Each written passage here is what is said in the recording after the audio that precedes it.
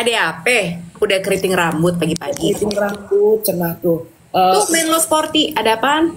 Kan Luna hari ini ulang tahun, jadi ada pertandingan tenis. Gue nge-MC-in, si Ayu tanding. Di mana? Di daerah Kebayoran, terus udah gitu. Belum sarapan sayang, kan masih intermittent. Terus abis itu aku ada syuting Trans TV, jadi lanjut langsung. Malamnya nge-gym. Luar biasa Bunda. Ya Bunda, kamu aktif banget sih, sporty banget loh hari ini. Bunda belum bisa roknya loh Bun. Roknya pendek, rok ala tenis loh Bun. Gue ala Steffi Graf say. Steffi Graf, orang-orang gak tahu Steffi Graf gila. Masih ingat sih? Apa? Dia juga sama kayak kita, sama kayak mak-mak yang bingung. Nanti gue gimana kata dia? Gue ngirim apa? Ini ono. Udah pokoknya tenang katanya. Kamu cerita dulu kenapa kita menghadirkan Inge pagi ini, biar teman-teman juga tahu. Kalau mau nanya juga bisa relate gitu kan. Kenapa kamu mau menampilkan Inge? Jadi kan banyak banget nih akhir-akhir ini berita perceraian. Nah, Inge Anugrah ini kan salah satu yang kemarin baru divorce. Tapi how the way she moved on so far tuh menurut aku kece ya. Walaupun kita tidak suggest, tidak happy dengan perceraian for sure. Jadi si Inge itu kan dia mengalihkan semuanya, all the toxic mind, pikiran-pikiran yang gak enak dengan olahraga, dengan apa deh pokoknya. Dia kan juga ngelewatin masa-masa dia tuh berat gitu ya, waktu pada saat divorce, waktu awal-awal kan gue tadinya gak kenal ya sama Inge ya Bo. Nah lo kenalnya dari mana nih? Gue kenalnya Collapse. Jadi kan dia divorce. Mana sih Inge sih biar dia yang cerita. Jadi kan guys, kalau udah ada Inge Anugrah bilangin ya. Aku belum lihat. Jadi divorce Inge, terus kan itu Irwan viral di mana-mana. Nah, terus gue tuh seperti biasa sebagai seorang podcaster ya kan, yuk ngobrol-ngobrol. Tapi kan gue gak enak ya Bo, karena dua-duanya temen kan. Walaupun gue saat itu lebih kenal Mas Arinya dibandingin sama Inge, gue gak kenal gitu. Nah akhirnya gue ngobrol, tapi itu pun jadi ceritanya tuh gue kayak bikin konten olahraga gitu, jadi nggak nah ini dia si Inge invite nggak masuk nggak. Nah akhirnya persahabatan dimulai dari situ. Terus pernah gue sama Inge nih, hi good morning. Ini udah sporty juga pasti Inge ya. Dia biasanya bikin ada beberapa member gitu dia olahraga. Yo, good morning Mel. Hai, kameranya belum hidup. Good morning. Kameramu. Iya, udah aku buka padahal. Itu aku udah send turn on camera tuh Inge, bisa pasti lu mah. Lu kan udah banyak ininya, followersnya. Mana ya? Pelan-pelan. Coba shop better. Gimana Mel? Hai, selamat pagi. Bisa. Kalau nggak Inge, Kamera udah gua klik. Kok nggak bisa? Oke, Udin. aku keluar dulu. Ikutin serumnya mengkilat. Enggak, jadi dia matang banget Mas. Saya tuh nggak mau matang banget, karena saya nggak mau curly. It's okay. Selamat pagi semuanya. Selamat pagi. Shop Better Mood ini ketemu di mana kemarin yang di Pondok Indah? Itu bukan? Kemarin aku nganterin anak aku ke pesta ulang tahun temannya. Di mana? Ini sih Inge keluar apa enggak sih? Indah enggak, katanya tadi mau. Udah. Coba Inge, jadi kamu itu masuknya make sure bahwa kamera kamu udah on, karena lo pasti bisa. Karena lo itu followersnya udah banyak. Orang yang followersnya 1000 aja bisa kok. Ya kan guys, coba kasih tahu, bener nggak guys? Ini udah bisa, harusnya bisa. Go live. Gini lagi Mel. Kenapa sih Mel? Kenapa atuh? Ini kameranya udah gua klik padahal. Bentar. Kenapa ya? Nah tuh gue invite turn on camera. Iya tuh teman-teman bilang gue kayak iya aku nggak pede nih masih pakai kerliannya, jadi gue kayak kerli mak tuh dia tuh. Orang gue mau olahraga. Maunya beach wave kan? Gue maunya beach wave, dia pakai kerliannya jadi matang banget gitu. Kalau pakai kerlian gue agak repot ya, mama ini emang esai. Jadi gue harus tarik rambut gue nih. Ntar nih kalau udah begini ntar all the time gue bisa sampai sore begini mulu nih. Ngerti gak bang? Akhirnya. Abang dasar Hai, lu. Halo. selamat pagi. Selamat pagi, Mbak Lucy. Salam kenal juga. Pagi. Good morning, good morning. Luar biasa, luar biasa. Udah Pak sport. Inga Anugrah selamat pagi. Selamat pagi. Asli lu lagi ribet gitu, Mel. Gua kan Miss Perfeksionis, say. Kalau udah salah rambut gua, udah deh. Repot gua sampai sore ini dirapiin sama dia. Namanya juga mama-mama ya, Jambreng. say. Salah kerja Iya.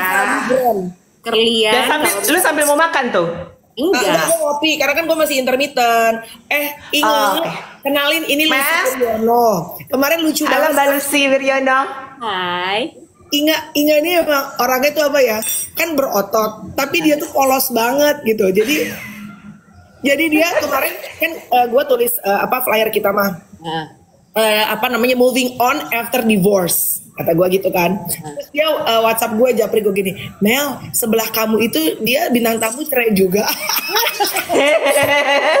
Kan nggak tahu, belum kenal, jadi kan kirain.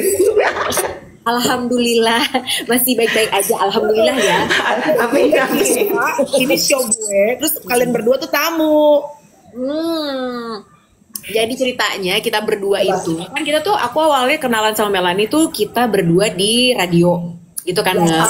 Kita di iya. FM punya acara dulu sore namanya Drive and Jive. Terus udah gitu lama lah kita tidak bertemu gitu. Terus udah gitu balik lagi kita siaran live di TikTok tiap pagi jam 8 sampai jam 9. Nah topik ini emang macem-macem dan kebanyakan emang mama-mama ya kalau jam segini yang dengerin kan gitu. Terus Iya. topiknya banyak jadi mulai kayak minggu lalu ada yang ngomongin soal orgasme pada perempuan. Penting itu. Sorry ya, kamu lagi belum bisa orgasme kan? Tapi sebenarnya So aku bilang, I got my tools. Mbak Zoya juga bilang kan, you got your tools, itu bukan excuse katanya gitu. Tapi jadi serunya sebenarnya kemarin tuh kepikiran juga gitu siapa ya bintang tamunya, terus Melanie sebut namanya Inge kan, karena sebetulnya memang ini banyak terjadi, banyak orang yang memutuskan untuk berpisah. Nah terus dia itu moving on-nya gimana? Kalau yang belum berpisah, kebanyakan kan gitu ya nggak, udahlah gitu, aku udah capek nih, aku udahan aja. Padahal sebenarnya I'm sure when you decided to get a divorce itu nggak semudah itu dan nggak seperti yang orang-orang pikirkan yang kalau lagi berantem dikit, udahlah gue cerai aja, ya kan? Exactly. Iya, pastinya pertimbangannya udah lama banget. Benar. Padahal sekarang kalau kita ngelihat banyak deh teman-teman gue juga yang baru berantem dikit, yang kalau ditanya masalahnya apa nggak penting-penting banget sebenarnya menurut gue nggak krusial juga. Mereka memutuskan buat, cerai aja gitu. Padahal sebenarnya begitu lo jalanin, lu kira nggak pusing, ya nggak? Pertama-tama, Iya. ini again kita tidak mensuggest teman-teman untuk divorce. Ingat, No. memutuskan untuk divorce itu it's long journey, ya nggak ya? Yes, long process. Dan karena kan kita juga, kalau aku kan juga harus mikirin stigma-stigma dari society, stigma from the religion, and then expectations dari big family-nya aku, and then expectation untuk aku buat anak-anak juga. Jadi pertimbangan banyak banget dan kan nggak berarti belum mencoba, belum berusaha untuk memperbaiki ya. Pasti kita maunya kan baik-baik aja, berusaha. Tapi kalau emang udah sampai titik di mana udah nggak bisa lagi, udah berusaha dengan keras ya udah, dan kita sama-sama tahu yang terbaik adalah pisah ya udah. Iya, benar. Tapi sebenarnya kalau buat Inga sendiri, pertimbangan apa yang kan kamu udah ngambil keputusan nih gitu, oke, ini kayaknya udah nggak bisa lagi nih, udah dicoba, udah sampai ke titik yang kayaknya udah nggak mungkin untuk bersama lagi. Nah, hal pertama yang menjadi ketakutan kamu tuh apa selain stigma tadi? Sebenarnya kalau aku sih kebayangnya ekonomi ya, Bo. Gue sih Iya jelas. Iya nggak sih? Iya. Pastinya takut banget karena kan aku tahu tuh aku keluarnya with nothing. Zero, with nothing.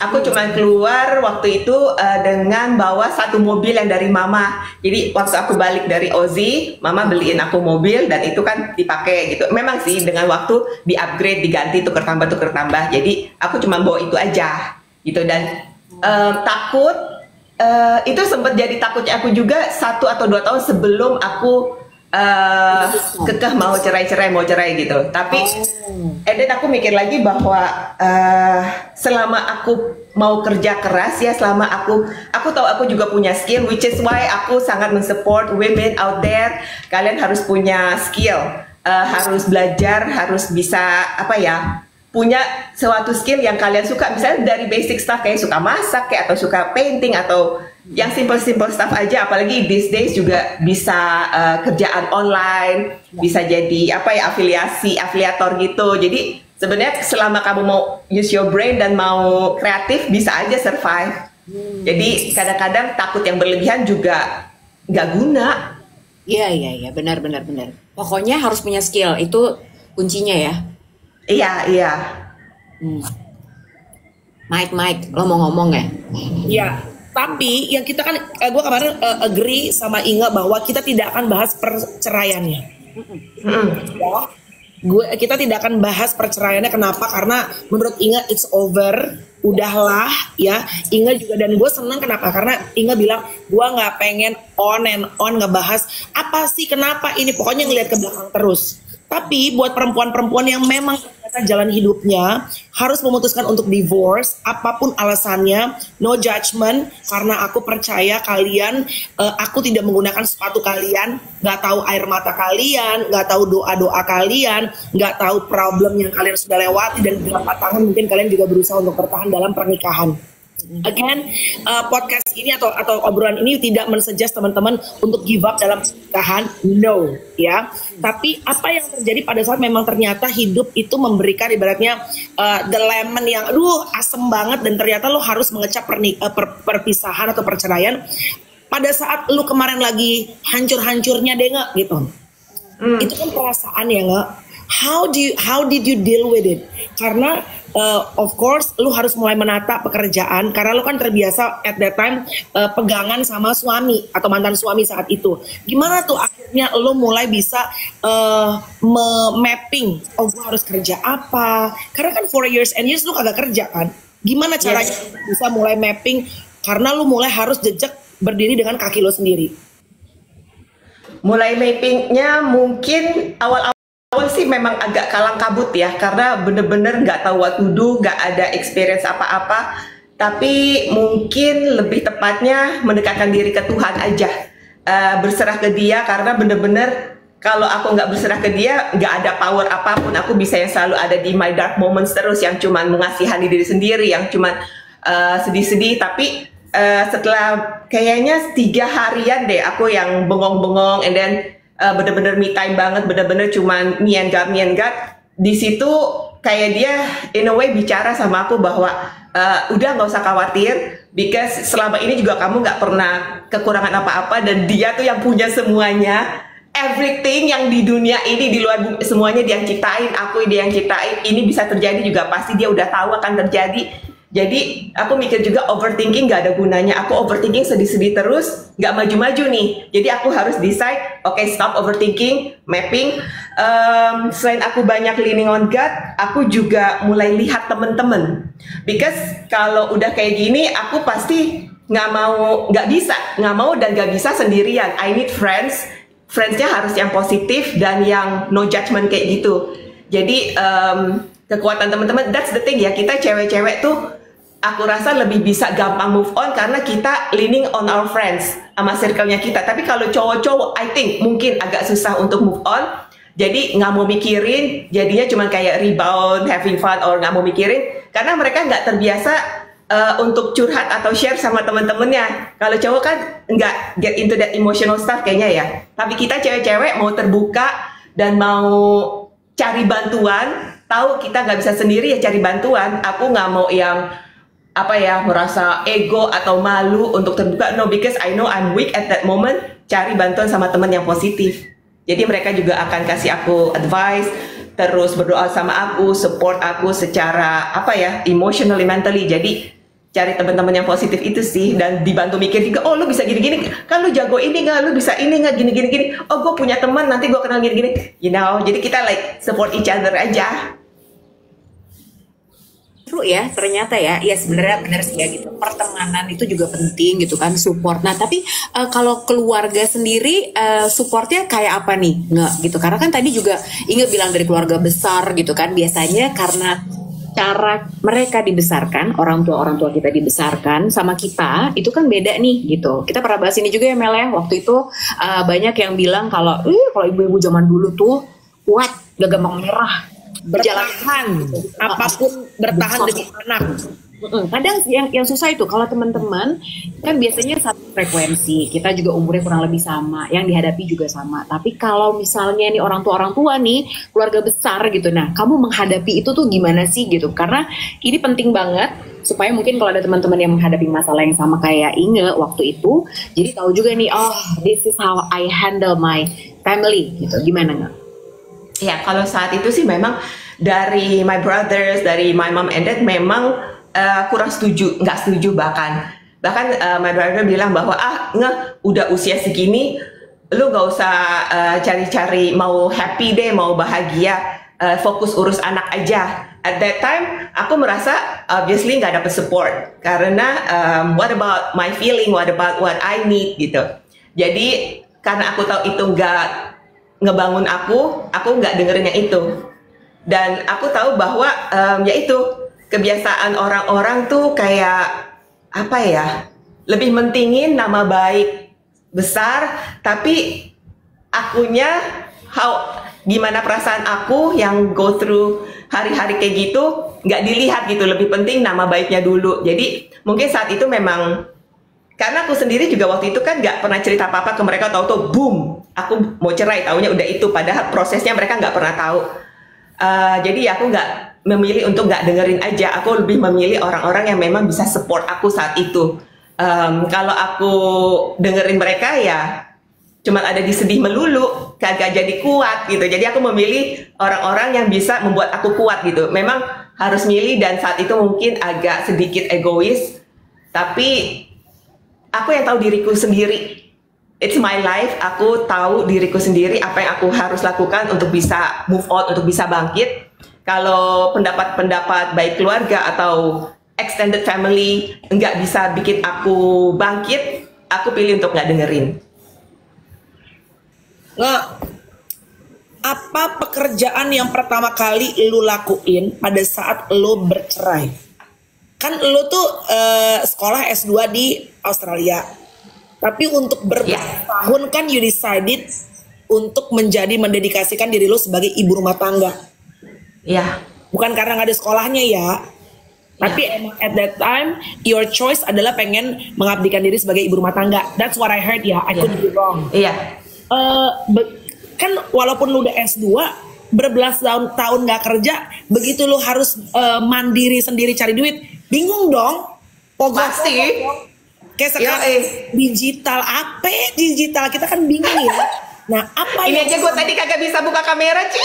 Nah, apa yang pertama kali lu lakuin? Karena I know lu bisa olahraga, kan lu nanya ke diri dong, apa yang bisa gue lakuin? What I heard kan lu bisa olahraga, lu baker juga gitu. Tapi apa yang came up pertama kali di otak lo? Ini survival mode lo deh, untuk cari duit. Begitu lo keluar dari rumah, cerai. Oke, basically apa yang biasa aku lakuin, which is ya masih hubungannya sama wellness world. Jadi aku udah kepikiran, oke, aku akan mulai terima klien untuk coaching kayak gitu. Dan aku juga akan terus my baking aku juga kan biasanya tuh PO, teman-teman anak gym tuh suka pesen, itu harus aku gedein lagi. Dan tentunya pakai social media, and then lebih gede lagi PO-nya segala macam. Mikirin juga baking ini bisa nggak supaya ada pemasukan tetapnya, jadi dibikin B2B aja gitu. Terus kalau lain-lainnya sih mungkin saat itu karena somehow puji Tuhan banget ada Dr. Richard reach out to me couple of times through my lawyer that time. Jadi dia nyari sampai akhirnya oke deh, aku teleponan sama dia. Akhirnya di situ dibantu sama dia, dan di situ juga in a way dia ngebantu aku untuk kasih lihat ya ke Indonesia bahwa ya bisa bangkit gitu loh, disupport sama dia saat itu. So aku thankful banget untuk saat itu ada dia gitu. Dan akhirnya dengan berjalannya waktu aku cari tahu lagi, oke, goalnya aku apa yang bisa bikin aku happy, yang bisa sustainable. And then ya jadi masih di dunia coaching itu bikin-bikin konten juga, ngomporin orang-orang. Jadi nggak mau mikirin sedihnya, tapi mikirin apa nih yang bisa bikin happy. Dan yang bikin aku happy kan workout. So I do workout, I do ambil sertifikasi kayak Pilates. And then ya bukan biasanya sih, lebih kayak aku ngomporin orang supaya aku nggak usah mikirin yang sedih-sedih gitu. Karena yang sedih-sedih itu nggak guna buat aku. Tapi kalau aku lihat orang happy, mereka reach their goal, itu make me happy. So I focus on that aja. Tapi ini menarik banget sih, karena dari tadi kita ngobrol sama Inge tuh kayak ya kan pasti pusing banget ya, Bo, gitu. Harus pertama kali kerja setelah menjadi ibu rumah tangga, terus udah gitu lo harus udah mulai mikirin gimana nih ya, bills datang terus, gimana cara bayarnya, tagihan jalan terus segala macam. Tapi nih Inge bener-bener fokus ke ya udah pokoknya yang bisa bikin gue nggak sedih itu apa, which is that is so good. Nah tapi sebenarnya gini nggak, challenge-nya adalah apa yang kamu alami ini kan very public, ya nggak sih? Oh ya. Orang, terus udah gitu baca komen deh gitu. Misalnya Inge posting cuman lagi olahraga aja gitu kan. Terus udah gitu ada orang yang bisa komen, ih Mbak Inge kamu denger nggak sih? Dia tuh ngomong gini loh, mantan suami kamu apa gitu kan, ada aja ya netizen, ya nggak sih? Iya. Kita nggak sih ngomong gini-gini. Nah, how do you keep yourself sane? Gimana caranya kamu bisa tetap tenang dan nggak kepancing gitu? Karena orang-orang kan seperti yang kata Melanie ya, kan nggak tahu ya air mata kamu apa yang kamu alami segala macam. Tapi orang kan kalau komen tuh enak aja ya, ngok gitu, keluar aja. Nah, how do you keep sane? Gimana? Kalau kayak gitu datang misalnya ada yang DM atau send link through WhatsApp, at that moment bahkan sampai sekarang pun I decided untuk gak buka, untuk gak bother, aku gak buka. Kecuali satu terakhir tuh kayak Mbak Inge ini ada yang lucu banget, dan videonya memang bukan video gambar atau muka mantan gitu ya, jadi ini gambar cewek gitu, dan ternyata aku klik karena dia lucu banget, nonton nih bisa geli sendiri. Ternyata nih cewek mengomentari video mantan gitu recently, dan dia ngegas banget, marah-marah, ngoceh-ngoceh, dan aku ya udah ketawa cekikikan aja udah gitu, dan that's it. Jadi aku nggak mau lagi ke drag down, tapi aku ya kalau misalnya netizen mau ngomong apapun, ya udah mulut mereka, dan aku nggak mau ngotorin pikiranku aja, terserah. Mau aku berbuat baik pun bisa diomongin, aku berbuat jelek pasti diomongin, jadi why bother? Aku selalu bilang, bahkan aku juga sempat post again and again, aku ingetin orang-orang bahwa lu nggak usah mikir, nggak usah peduli validasi dari siapapun. Dari Indonesia aku nggak perlu validasi, dari netizen nggak perlu, dari keluarga pun nggak perlu. Ya aku perlu validasi dari Babe aja, dari Tuhan aja. Kalau hidup aku benar, Tuhan sedang, that's it, that's enough for me. Jadi lucu ya, gue tuh awal ketemu sama Inge kan gue bilang ya, Lus nggak kenal sama Inge. Terus gue dulu manggilnya apa nggak? Hai Mbak Inge. Parah sekali kita. Hai Mbak Inge, boleh nggak kita ngobrol-ngobrol ini online? Akhirnya ya nggak tahu gimana, pokoknya kita jadi berteman cukup baik. Kita make time untuk lunch, walaupun nggak bisa, of course ya gue busy, dia busy gitu ya. Ya kayak aku sama Mama deh, sama Lucy deh gitu. Nggak bisa selalu sama-sama, tapi we know our heart gitu ya. Saat kita lagi kangen, kita tuh make time each other untuk bisa ngobrol heart to heart gitu. Justru sebenarnya aku sama Inge tuh nggak terlalu suka kayak misalnya terlalu rame, karena nggak bisa ngobrol ya, lebih seneng kalau berduaan bisa ngobrol gitu, heart to heart. Nah di awal tuh gue yang bingung gini, Inge selalu memanggil Tuhan dengan sebutan Babe. Babe kan because she's Christian ya. Jadi kalau Kristen tuh kan memang memanggil Allah Bapa tuh dengan Bapa di surga gitu. Cuma it's just funny. Gue pertama gini, ya pokoknya gue ke Babe siapa sih? Bukan sugar daddy, Bo. Babe Lord Almighty, Bo. Gue pikir ini sugar daddy apa bagaimana sih dia, Pak? Udah deket sama Babe. Ternyata dia bilang Babe. Oh, ternyata dia tuh bilang waktu lagi masa-masa kemarin lagi rungsing, kayak everybody talk about their marriage gitu. Dia tuh selalu bilang pokoknya apa nggak yang kamu bilang, kamu tuh berusaha untuk make time. Apa sih ya, karena kan kamu sekarang udah ibaratnya musimnya kayaknya kamu udah lebih tenang ya. Tapi waktu kamu lagi rungsing, lagi ribet-ribetnya, yang kamu bilang tuh kalau pagi kamu ambil waktu, mungkin kamu bisa share deh.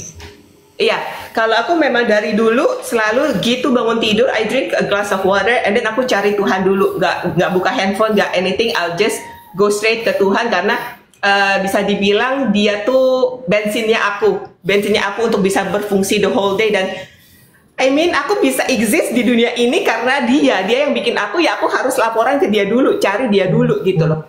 And then sambil kayak ngoceh-ngoceh aja berdoa kayak Tuhan aku udah siap nih untuk miracles today, miracles apa lagi nih, pokoknya ayo send it to me, send your love sebanyak-banyaknya, tumpah di hati aku biar itu bisa jadi berkat bagi orang banyak. Jadi selalu ke dia dulu dan in a way itu bikin aku senang dan aku yakin banget itu bikin Tuhan senang karena aku memprioritaskan dia gitu loh.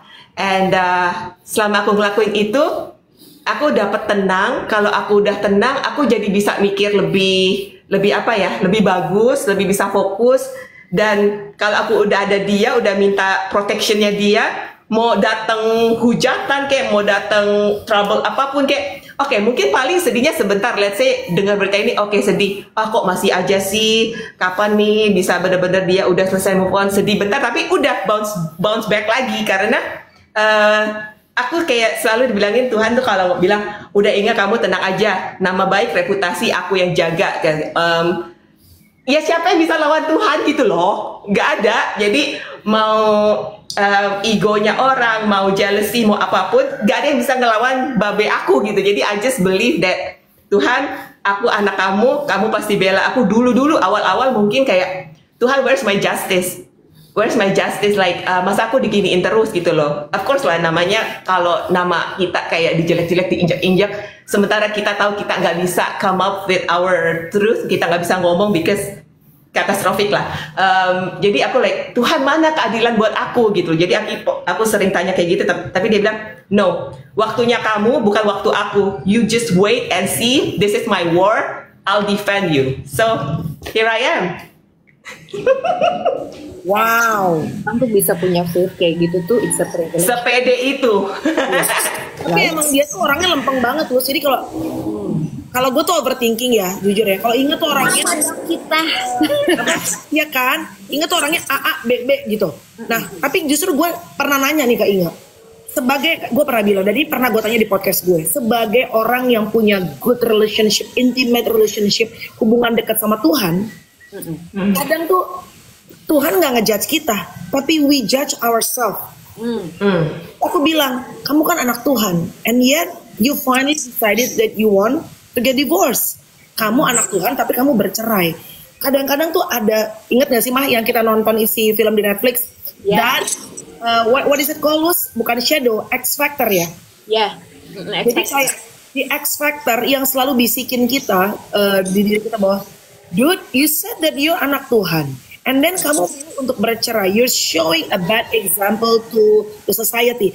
Kita sendiri yang ngejudge diri kita. That small voice yang bikin kita jadi kayak nggak damai sejahtera gitu nggak? Did you deal with stuff like that in the past waktu pada saat kamu memutuskan untuk oke, aku mau berpisah, aku mau bercerai? Oke, deal with it, iya sih. Karena itu stigma society lagi, stigma religion. Karena kan memang kalau in Christianity nggak percaya sama perceraian ya. Tapi dan mungkin karena aku lebih tepatnya lebih ke spiritual instead of religious ya Mel. Jadi it's about me, my connection with God, how I bicara sama dia, gimana dia bicara sama aku. It's more spiritual connection, intimasinya di situ.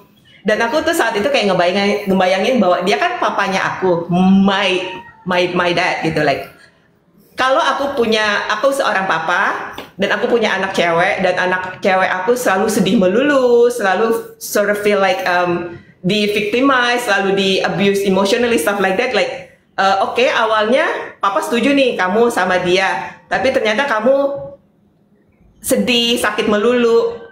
Papa mana sih yang akan rela anaknya kayak gitu seterusnya? Jadi aku merasa Tuhan kayak in a way dia juga kasih aku tanda-tanda juga sih during my proses, dikasih tanda-tanda, terus dikasih lihat ini, ada ini, jadi itu adds up. Jadi oke, aku dapat kok permissionnya, dan Tuhan kan ciptain kita maunya kita bisa happy, kita bisa melakukan sesuatu hal yang baik buat banyak orang. Dan kalau akunya sendiri gak happy, aku sendiri gak fight for my value, for my self-respect, I cannot do much, dan cuman menyakiti my physical body. Karena at that time aku sempat udah jadi sakit juga. Bodoh gitu loh kalau aku nggak keluar dari situasi itu, karena I think I'm precious dia datang untuk nyelamatin aku. I'm precious. Jadi kalau situation, keadaan cuman akan bikin aku redup, cuman akan bikin aku suram, tapi sebenarnya ada way out-nya, why not choose yang itu gitu loh. Tapi ini ya, kalau aku tuh, kita kan kalau lagi dengerin Inga sekarang, karena Inga sekarang udah you're in a good place sekarang. Enak banget gitu, dengerinnya kayak, aduh, kalau orang-orang yang lagi menghadapi perceraian mungkin sekarang gitu, aduh bisa gak ini kayak Inga ya, bisa positif, bisa dekat sama Tuhan, bisa punya keyakinan seperti itu gitu, gimana caranya. Nah cuman sebenarnya pasti kan yang namanya proses healing itu kan naik turun ya nggak? Iya nggak sih? Iya. Kan kamu tuh grafiknya naik terus nggak mungkin. Pasti ada saat-saatnya kamu mungkin ngelihat tempat-tempat kenangan, atau mungkin kamu ngelihat foto, ngelihat apa, datang ke restoran apa. Kan trigger tuh bisa datang lewat mana aja. Nah di saat itu datang, kamu tuh gimana sih? Dan saat kamu lagi low banget, itu how do you pull yourself up? Oke, healing proses aku memang butuh waktu, makanya aku sering bolak-balik Bali melulu kan, kerjaanku bolak-balik Bali. Like, di Bali aku find my healing, tapi kalau misalnya sampai ke trigger ngelihat tempat lama yang pernah kita datengin gitu ya, aku cuman thankful aja bahwa dulu pernah ada memori indah itu, karena itu kan bagian dari hidup, jadi disyukuri aja pernah ada memori indah itu. Juga aku nggak ngelihat bahwa perceraian ini bikin aku kayak if only dulu bukan dia jodohnya aku. Kalau aku tarik mundur dan aku nggak punya Kenzo Marco, anak-anakku, dan itu nggak mungkin karena mereka yang terbaik dari hidup aku. Dan kalau aku tarik mundur seandainya jodoh aku bukan dia, no, berarti aku nggak ada Kenzo Marco. So apa yang bisa aku syukuri ya aku syukuri aja, aku nikmati perjalanan hidup. Kalau nggak ada up and down-nya juga kayaknya monoton, bosen amat ya, Bo. Jadi kalaupun aku harus go through challenge ya udah, berarti in a way Tuhan masih sayang sama aku, kayak ya udah, makanya kamu leaning on me gitu loh. Kalau misalnya selalu flat, mungkin aku akan lupa untuk leaning on him. Jadi kayak udah merasa santai, sombong sendiri, tapi karena aku ada challenges, mau nggak mau aku leaning on him. Kayaknya dia Tuhan yang agak cemburu juga, Tuhan yang butuh dia. Jadi aku kayak Tuhan, nggak apa-apa challenges ini, as long as you're with me, I can do it. Itu tadi ada komen yang menarik ya, Lucy, you're judging, nggak mungkin grafik naik terus. Well, it might be come from your life loh. Memang semua orang itu pasti butuh healing, dan siapapun yang pernah berada di kondisi yang nggak enak dalam hidupnya pasti tahu rasanya yang namanya proses healing itu nggak mungkin naik terus. So yes, betul gitu. Semua itu pasti naik turun ya, proses apapun sih ya nggak gitu ya nggak sih Mel? Pasti.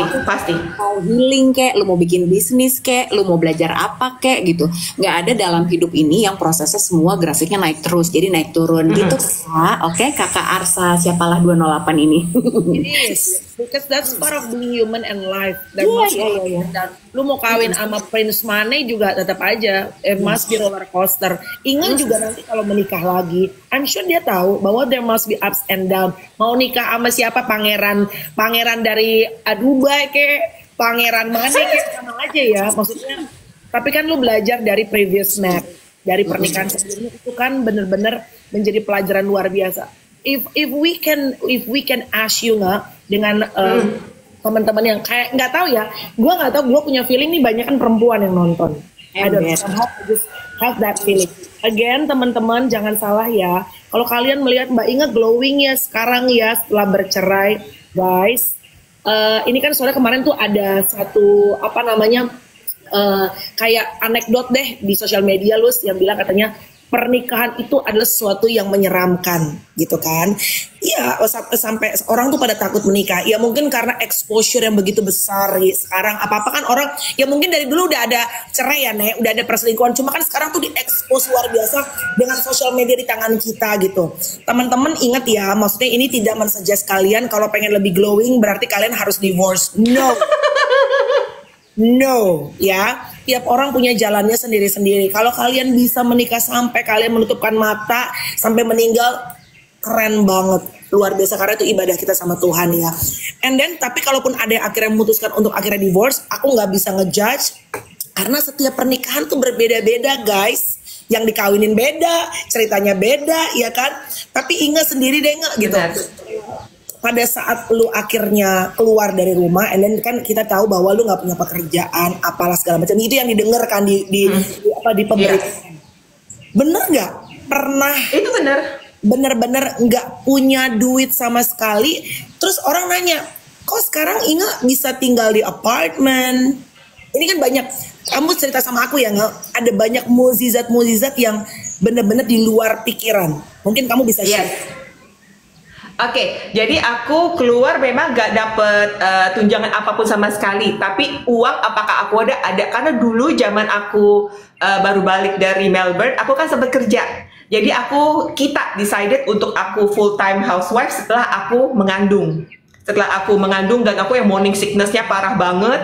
And then setelah kita ngobrol, decided bahwa aku full time housewife because background aku yang psikologi juga. Emang aku merasa bahwa aku mau pegang anakku sendiri. Aku nggak mau ketergantungan sama ART kayak gitu, tapi aku mau pegang anak sendiri. And then nggak lama kan anak kedua dapet, jadi bener-bener udah fokus di situ. Tapi kan dulu itu aku punya tabungan sedikit karena aku sempat kerja. And then pas anak-anak udah mulai gede, aku kan juga mulai kasih kayak wellness retreat. Aku suka ada event-event, project mager, project mari gerak, dan itu kan ada tabungan lah dikit-dikit, terus bikin-bikin video buat corporate untuk ngajarin staff-staffnya gitu. Jadi ada tabungan dikit. Terus kalau apa tadi Mel? Tapi kok lu sekarang bisa punya apartemen? Kan ada ternyata dalam perjalanan ada banyak miracle tuh, lo cerita. Right, kalau yang apartemen aku dapet karena kan ya waktu itu kan sempat ditanya sama wartawan banyak gimana nih, and then aku memang secara budget aku lihat tabunganku mampunya ngekos. Jadi aku juga untuk downgrade in a way downgrade lah ya, karena kan yang biasa tinggal di rumah di daerah Kemang, and then downgrade doesn't matter karena aku biasa tinggal sendiri juga, dan memang kalau mau mulai dari zero ya harus downgrade dulu. I'm fine with it. Jadi memang waktu itu yang aku lihat-lihat cuma bisa kayak di grup kita, KOF gitu tuh kan ada banyak kos-kosan. Tapi rupanya karena itu ke blow up banyak, temen aku kontak, dia bilang, dia kan anak properti, kamu boleh tinggal di apartemen aku, salah satunya yang di daerah Pondok Indah, for the first 3 months katanya. Aku kasih kamu half price katanya gitu, karena aku percaya kamu dalam 3 months kamu pasti udah bisa berdiri di kaki kamu sendiri. In a way dia kayak nge-push aku untuk ayo stand up, lu bisa. Which is why aku bilang teman-teman kayak gitu tuh yang kamu perlu, yang harus kamu kelilingin diri kamu, teman-teman yang bisa men-support kamu, bukan hanya karena kasihan-kasihan ya, tapi supporting you bahwa lu bisa. Jadi cuman ada 1-2 orang yang percaya sama kamu aja, your confidence got boosted. Jadi di situ aku bersyukur banget sama temanku itu, dan sampai akhirnya udah terus berjalan bener-bener in 3 months aku udah mikir ini bayarannya nih nggak main-main nih di Pondok Indah gitu loh. I have to work, mikir cari cara, akhirnya bisa.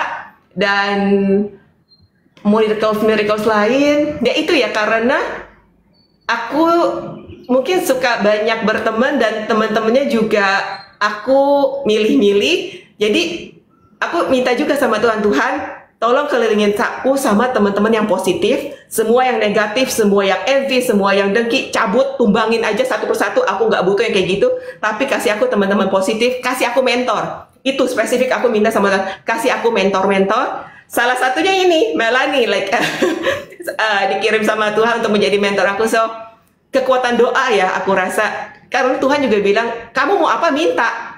Jadi dalam doa kamu harus minta, dan at that time aku butuh mentor, aku butuh teman-teman positif, dan dikasih sama Tuhan. Ya beginilah sampai akhirnya I can do well. Jadi kita harus mikir, jangan ketakutan, karena kalau kita ketakutan terus, otak kita nggak bisa mikir, cuma mikirnya ketakutan itu what if, selalu diganti why not.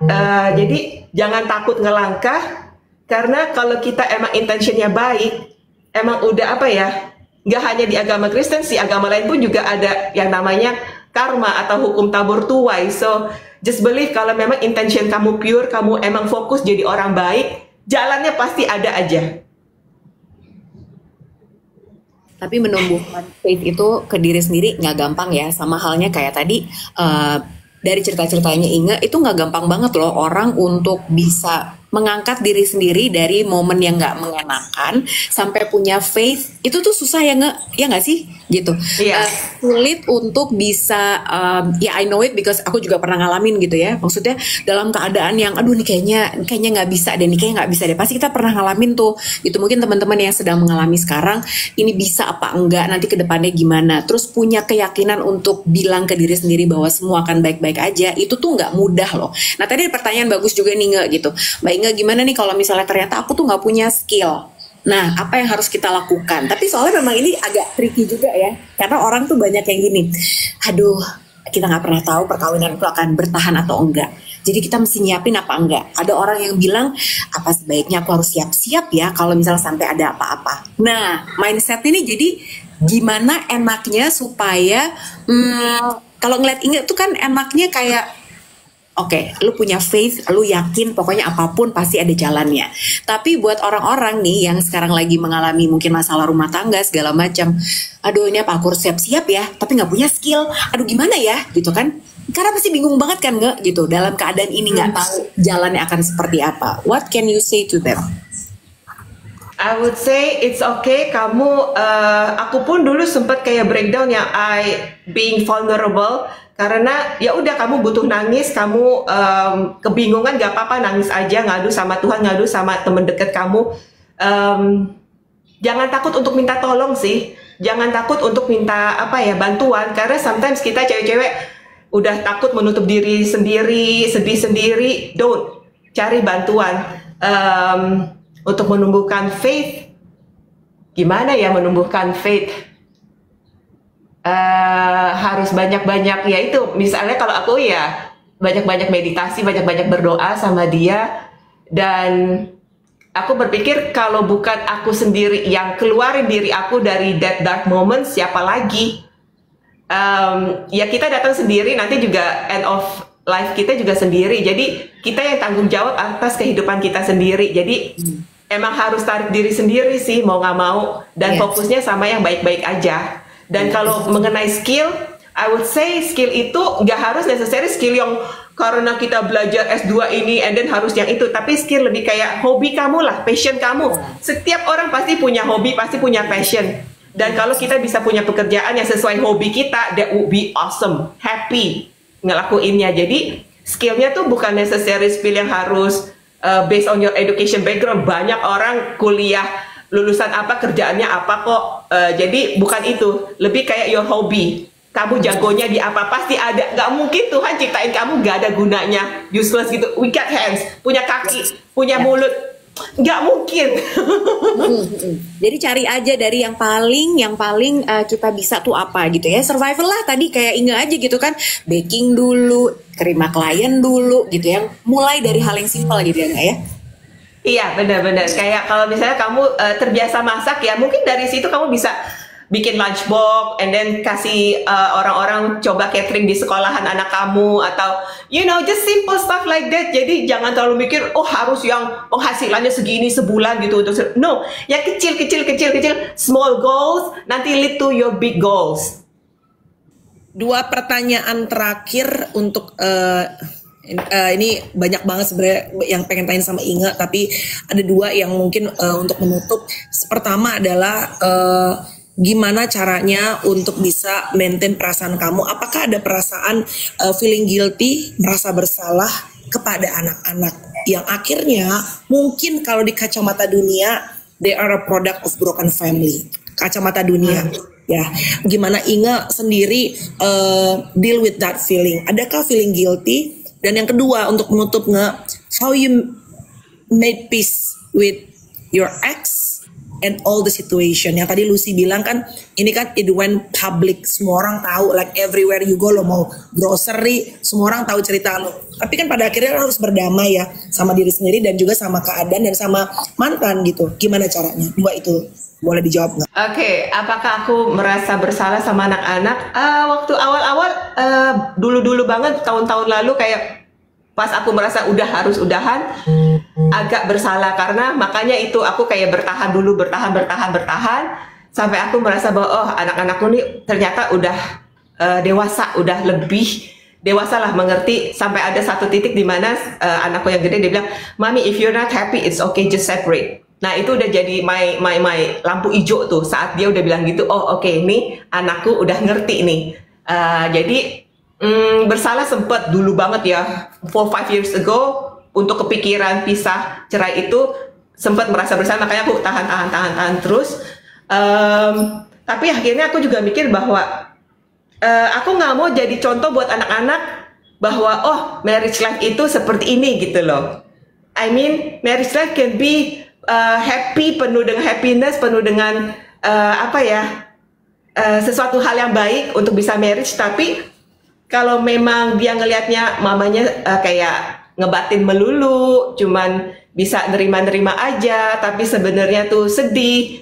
Aku nggak mau anak-anakku belajar hal itu gitu loh. Aku mau nanti kalaupun mereka berkeluarga, punya istri, they're happy, yang totally, completely, 100% content. Memang akan ada up and down, tapi setidaknya bukan this kind of marriage life yang dia anggap itu normal. Because what I had nggak normal. Jadi aku nggak mau mereka terbiasa melihat marriage life yang seperti itu. Jadi aku mau mereka juga proud of their mom bahwa I still fight for something I believe in. I still fight for my value, for my self-respect. Jadi ya aku berharap sih ini bisa menjadi contoh aja buat mereka how they should be treating their wife later on.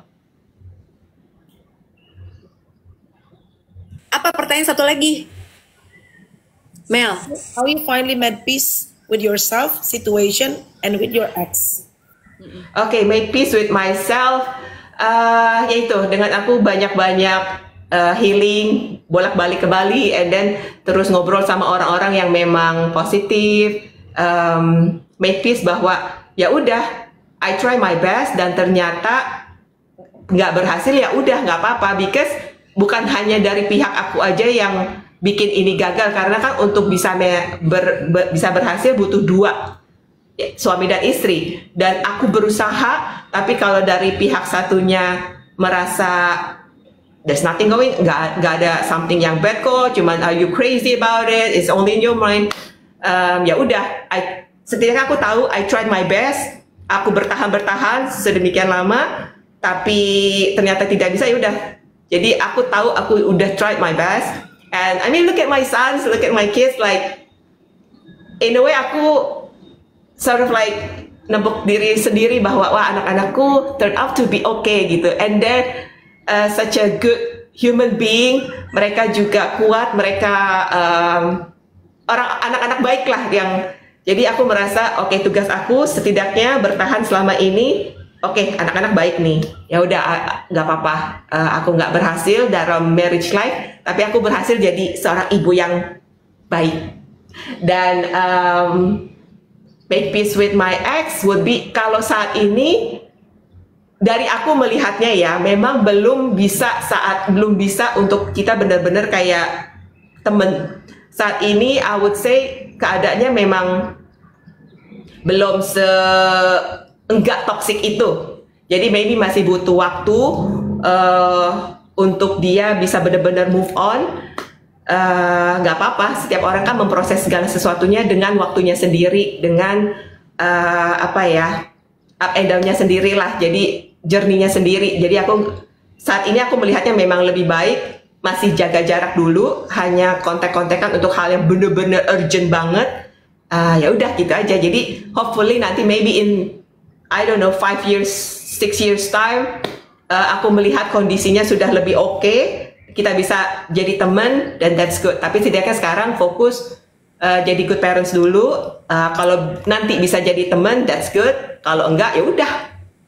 Oh, semua ada waktunya ya Papa, benar gak sih? Gitu. Jadi kalau memang keadaannya belum bisa untuk seperti yang kita harapkan, ya udah. Diemin aja dulu, ntar juga bisa kok. Ya nggak sih? Gimana? Tapi gue penasaran loh sebenarnya. Dari tadi soal ini kan gila, bolak-balik ke Bali nih gitu. Di Bali tuh healing apa sih nggak gitu? Pengen tahu deh. Siapa tahu mungkin ini bisa jadi inspirasi juga buat teman-teman yang mencari ketenangan batin gitu. What exactly do you do? Di Bali tuh ngapain? Apakah yoga? Apakah ikut camp apa? Atau ngapain sih nggak? Iya, aku yoga iya, and then setiap sore aku jalan di pantai ujung ke ujung, look at the sunset, sometimes sunrise juga, ketemu sama orang-orang yang kayak spiritually attuned, and then kayak apa ya? Mungkin aku anak pantai, jadi kalau aku udah lihat pantai, ngelihat matahari gitu, like every single day diingatkan bahwa betapa kecilnya aku dan betapa kecilnya masalah aku. Jadi nggak usah overthinking, nggak usah exaggerate, because kalau misalnya aku pas di pesawat aja aku ngelihat ke bawah kayak gila, gue nih sebutir debu, even lebih kecil dari debu. Jadi nggak usah overthinking deh gitu. Jadi just jalanin aja hidup, fokus jadi orang baik, dan kayak kalau misalnya kamu punya masalah, oke, malam dateng, ditemeninnya bulan, besok matahari muncul lagi. There's always a brand new day every single day, dimana lo bisa menjadi orang yang lebih baik lagi dari kemarin. Fokusnya gitu aja. Jadi jangan mikirin kesureman, kesengsaraan kemarin. Masih ada nih, lo masih bisa hidup, lo perfect, lo sempurna, sehat, fit. Syukuri itu dan fokus aja on your lane. Gak usah mengasihani, play victim. Kok hidup gua kayak gini? No, jangan ngerengek-ngerengek, maju. Gemes. Setuju. Itu makanya that's the power of nature ya. Karena kalau kita tuh di kebanyakan sendiri, misalnya kita lagi rungsing masalah di kota gitu ya, di Jakarta deh let's say gitu. Kita kan fokus sama masalah kita mulu ya. It's like the problem's huge, gede banget. Tapi when you back to nature, anjir, kayak lo tuh, ini lo cuma segini cuy. Mau masalah lo mau guling-guling, mau nangis darah, tetap besok matahari akan muncul lagi, bulan juga malam akan menemani lagi. I mean, lu bisa ngeliat bigger picture, helikopter perspektif, jadinya nggak cuma rungsing sama masalah lo doang. Iya benar sih, Iya. benar sih. Tapi mungkin memang buat teman-teman yang sekarang lagi nonton kita nih, lagi dengerin Inga ngomong apa gitu, Melanie ngomong apa, aku ngomong apa. Jadi sekali lagi bukan berarti ya kita mengencourage teman-teman untuk udah biarin aja, bisa jadi kayak Inga kok. No, everybody's different, everybody has a different journey. Prosesnya pasti beda-beda.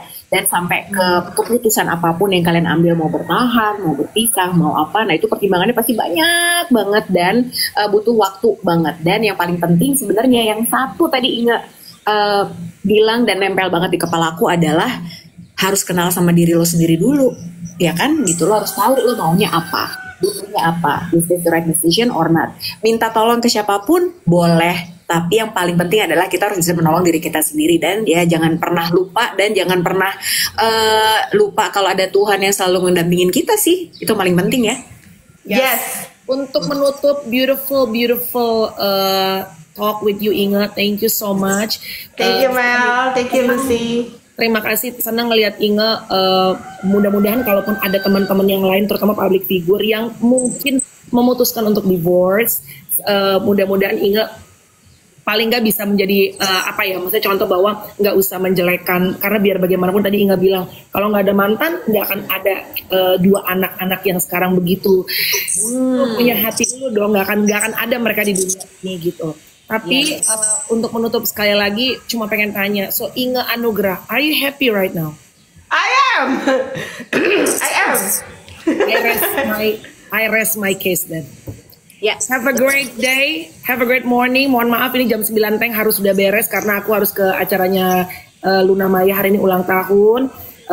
Happy birthday. Yes, besok aku update bagaimana. Ingat, thank you for your time. Terima kasih. Thank you Mel. Thank you Lucy. Have a great day ya. Sehat ya semua. Makasih semuanya. Ya, sehat-sehat semuanya, happy. Yes. God bless you all. Kita coret-coret lagi ya nggak? By the way, yang pengen kalau pengen nge-gym, Inga ini personal trainer, boleh DM ke Inga ya, ke TikTok. Siap. Inga.